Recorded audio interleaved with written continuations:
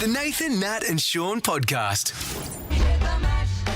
He did the monster mash. Who's this guy that sung this anyway? He just needed one song, didn't he? What do you He think? just needed one song.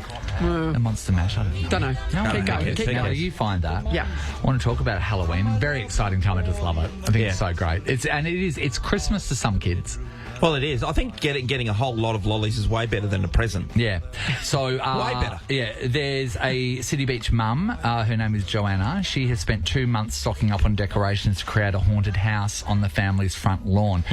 She says dozens of hours have gone into preparing this spooky trail. She's basically got one of those tunnels. It's got a smoke machine, a 2.5 metre skeleton, blacked out tunnel filled with creepy surprises. Ooh. The reason why she's gone so hardcore into this because when she first moved into their street, the neighbours told her that Halloween was a big thing. Yeah. So you were told, welcome to the street, Halloween's a big thing. Get on board. Get on board or get out. Yeah, that's what it says to me. Yeah. That's what it says to me. Natalie, do you know who sung? Bobby Pickett. Oh, good on you. Good old Did Bobby. he have any other songs now? I don't think so. Not in a million years. Yeah. He wrote Single Ladies.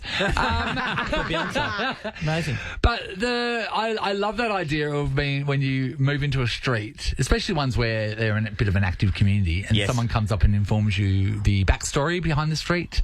Maybe they warn you about a house. For me, when I moved into my place, I was speaking to a chick at the front, and she goes, "Oh, you might hear some weird noises around here." And I said, "Well, why is that?" And she goes, "Because I'm next door. You live next to a scream therapy house." Scream And it was like an old haunted house. It's like, so How people are good's just that? screaming because they're scared. Because, in Maylands, What are at the front of Coles? screaming's not unusual to hear. Yes. Yeah, so I was warned about that. And then also I was warned, about the people that lived over the road, the old codgers that put all the junk in their yard. Oh, yeah, that one. Yep. Yeah. They said they hate you. They don't know you. They hate you. They hate everyone that lives in your apartment block. They hate the fact that there was an old house there. It's been built now. There's an apartment on there, and I get that. Yeah. But the hatred they had, they tried to They rally formed a people. collective, They didn't started they? a collective, Yeah. Natalie. Yeah, they had a collective. So they Cookie Collective? organised Yeah, it. the Cookie Collective. And then they sold heaps of albums. It's amazing, isn't it? You should have joined them. It's amazing. I'll tell you what, you'll be working Years here. ago, a mate and I moved into a little house in Subiaco, and across the road were some big blocks of flats. And the guy from 2 doors down came down one day. We literally been in the house 2 days. Knocks on the door, and we open it up, and he's like, "Oh, hello." Told us his name, and he said, "I live a couple of doors up. I just need to warn you that see this apartment up here," and he points it out. So it's a first floor apartment. They had a balcony, and he said, "There's an old guy there who he likes to get nude and yell from his balcony." And we're like, "Oh, okay." Yeah. We sat out on that front veranda for saw it. months. That's Never saw it. enough. Not one nude shot at all. Come on. I had some apartment blocks in my old place, big, sort of ones, and then one day we looked at the apartment, and it was a really hot day, and I could tell these apartments aren't that nice. They probably don't have air conditioning, and there was a guy out there that was completely nude ironing. Well, Ironing. well, Yeah. makes sense. Yeah. You don't want to put on, wrinkled Sean, clothes. when you moved into your house, was anyone warned? Anything you warned? Or When I first went they warned the I've neighbourhood got two about quick you. ones. Firstly, when Megan's parents were in this street called Cumberland Way, it's in Waikiki, everyone had to get involved in Christmas. Yep. And that was amazing to see that. And then the second one is when I moved into my Palmyra house, I met this lady over at the park, and everyone said, "Hey, you got to stay away from her. She's a bit loose, this cat." Anyway, I was like, Megan, wasn't it? I married her. I'm married to her. And then one day I'm out the front of my house, and this lady come around in a car, and she literally parked in the middle of the road, got out and started having a chat to me. I was like, okay. Next thing you know, she walked inside my front gate and had a wee in the garden. Oh, that was Remember the girl that went in the told you garden that is my story. favourite story. She just dropped to Dax, had a wee in the garden, I came love back her. out and said, "See, I jumped in the car and went." Yeah. I love her. Yeah, I that's love nice. her. So your house is a toilet. Yeah. She weed, she pulled up her pants, she circled around it twice, then she walked off. Yeah. That's right. Look, we want to know, were you warned by the neighbours when you moved in? Either informed or warned. Yes. Were you informed about something that's happening in the street? Yeah. Maybe Yeah, it's something. Christmas, Halloween.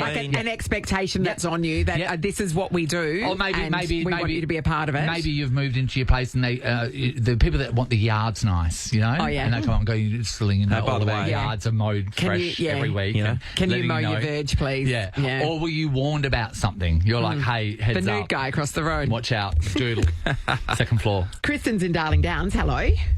Hey guys, how are you? Hey, Kristen. Okay, talk to us. Were you warned or informed about something?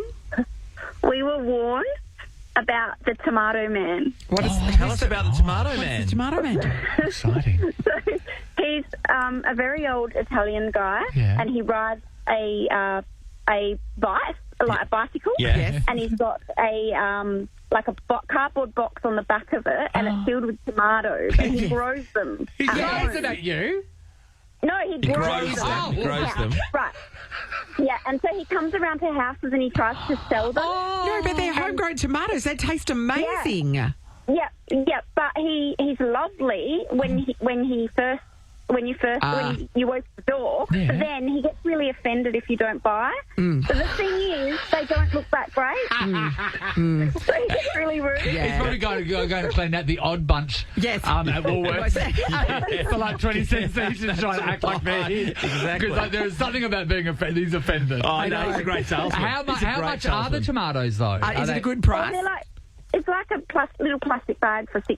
Oh, Yeah. that's not- is that good? Yeah, they don't look that great, and he gets really offended and really grumpy. They got bugs crawling out of them. That's the way to get. You got an old man or a little kid selling them. Either way, Yeah, you're either cooked, way, aren't you? yeah, you can't say no. Thanks, Kristen. The Tomato Man, be warned. Claire, hello. Hi, how Hi, you doing? Great, Claire, I love the fact that Claire's not your real name, which means you're about to tell us something super juicy. What have you been informed or warned about in your neighbourhood? Oh, so I moved to Geraldton for work for about a year, and I moved into a kind of dodgy suburb. It was really cheap rent. The guy said, $50 a week, but all you have to do is water my plants for me. I've got little seedlings I need you to water. Oh, easy. Yes, Claire, keep Are going. you calling us from prison? Little bit. But yeah, I watered his plants. I got my cheap rent, and everyone was warning me that there was a massive drug dealer on my street. And you're like, who? God, I wonder who it is. Yeah. Still living with him? No, I'm not still living with it. But yeah, it did take me a while to realise they weren't tomatoes. At what Yeah. stage, how high did they get, Claire, before you realised, well... They were tiny little baby seedlings. Yeah. I was Yeah, at sure. the start of She the didn't realise assembly line. until he was stuffing one of the tomatoes in a bucket bong. That's weird. It's tomato leaf. The Tomato Man's knocking at the door. Want to buy my tomatoes? We're very tomato heavy this morning, aren't we? Because Claire's were definitely That tomatoes. is insane. Yeah, I know. Oh, my God. Yeah, beware cheap rent, okay? I'm sorry, Beware. that is next level, being warned about something and then realising that you're in the house You're- they're warning you about. That's amazing. The Nathan, Nat and Shaun podcast. Wicked is coming, everybody. It kicks off the 15th of December at Crown Theatre. You can book via wickedthemusical.com.au. But what are the stars? Time to catch up with him now. Todd McKenny, hello.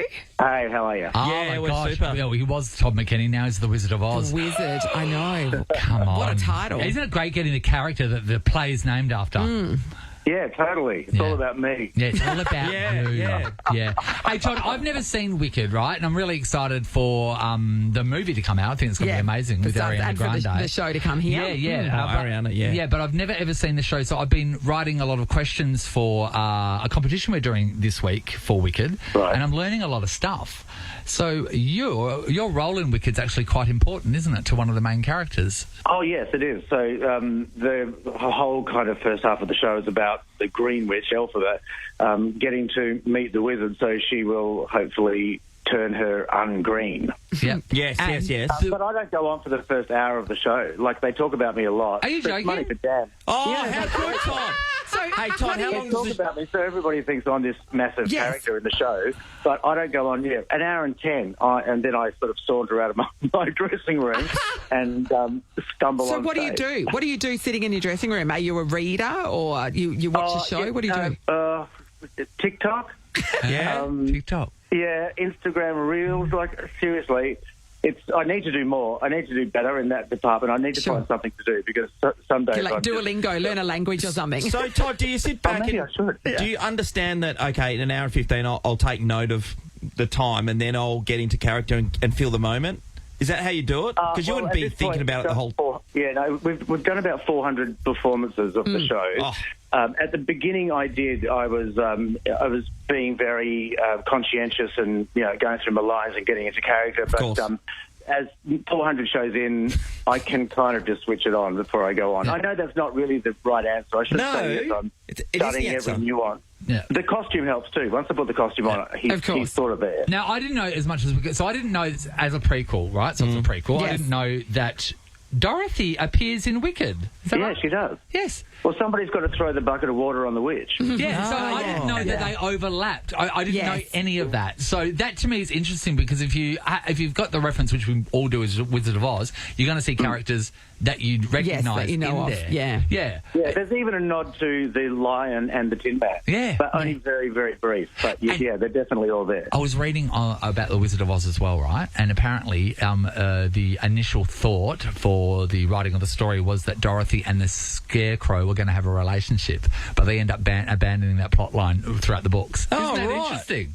There you go. Oh, well, the Scarecrow does... I can't give... I shouldn't really give that away, but the Scarecrow does end up in a relationship.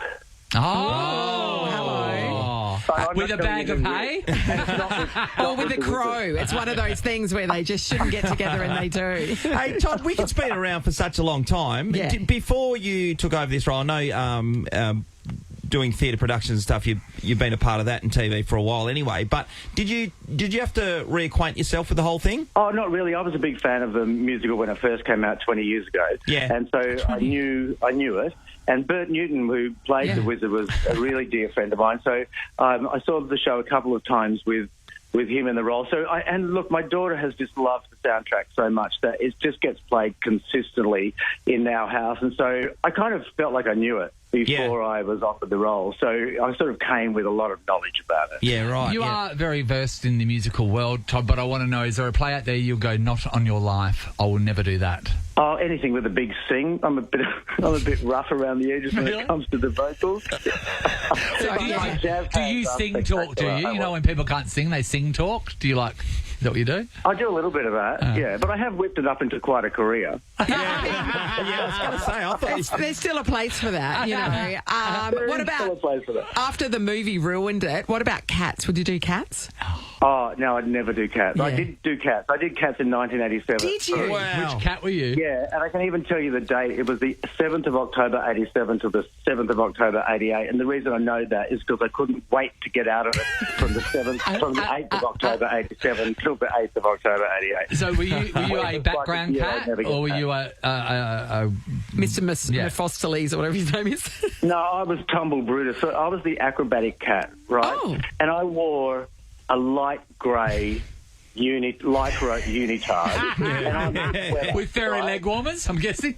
Yes, with furry leg warmers and whiskers and a fake tail. And now I'm a sweater. So you can imagine, 10 minutes into the show, I may as well have been wearing glad wrap. Yeah, you don't often see a sweaty cat. You know what I mean? I tried to watch the Cats movie, right? Yeah, I me heard too. all bad things. I tried to watch it, and it actually, for a movie to make your skin crawl, With a cast like that, it the cast literally is unbelievable. The way that they're all prancing around, it actually made me feel sick. It wasn't. That's weird. Yeah, but Todd, you wouldn't have made us feel sick. It would have been beautiful. Yeah. Yeah, thank you. Nice save. Yeah, that sweaty cat tumbling around the place. Hey, Todd, when you're doing all these shows and musicals and everything becomes the same day after day, how do you stay motivated? Yeah. That's the hard part of our business, because we do exactly the same thing. And you do exactly the same thing backstage as well as on stage, because there's all this machinery moving around and there's hundreds of people backstage. So it is very much the same, but it's the cast help it. Like we carry on backstage and play games and, you know, and keep each other kind of entertained. There's sometimes a better show going on backstage than there is on stage, quite often. Yeah. But no, we all know that that's the discipline of it, and we get through it. And you do different things during the day to spice up your life a little bit, because you know when you get to work it's a bit sort of Groundhog Day. Yeah. And do you prank one another? I've seen the cast of Hamilton. Sort of, there's a guy that when the king goes off stage, he's just off stage and tends to distract the lead as they're performing, and you can see there's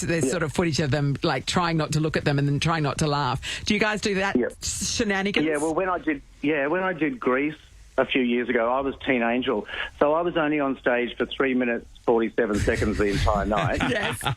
And so I would get really bored, and I would come off stage, and I'd see all of the cast's sand shoes, like their sneakers, all lined up ready for their quick change. And I would tie the laces together just really loosely, so when they grabbed them, it would pull it tighter. And all I could hear side stage every night would be, McKenny! That's work, So Todd.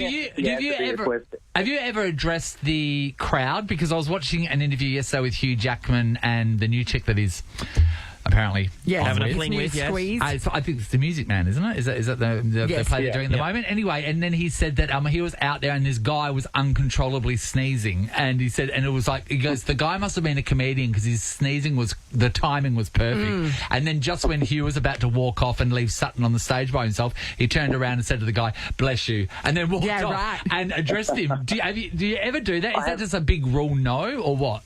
Oh, it is a big rule, no, but I have done it.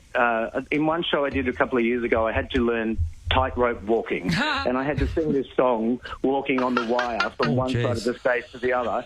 And as I stood on the wire and I put my... And it took me like months to learn this skill, by the way. Yeah. And I put my foot on the wire, and she decided to open a packet of potato chips. Todd. And I got back off the wire, got back down onto the stage. I went over, I got into the audience, I grabbed the chips, and I said, "You can get these at the stage door after the show." Oh, okay. Did she come back for them? Yes, she did. Wow. That's the front of I that don't know. woman. Yeah. The cost sometimes of those places. Yeah. You know? I mean, and a good please. chip. Oh, It's a it's a good bag chip, of you know. kettle. Yeah. All right. Well, we can't wait till you hit Perth with Wicked. Thanks for talking to us this morning, Todd. My pleasure. Have a good one. Nathan, Nat and Sean is a Nova podcast. For more great comedy shows like this, head to novapodcasts.com.au. Nova.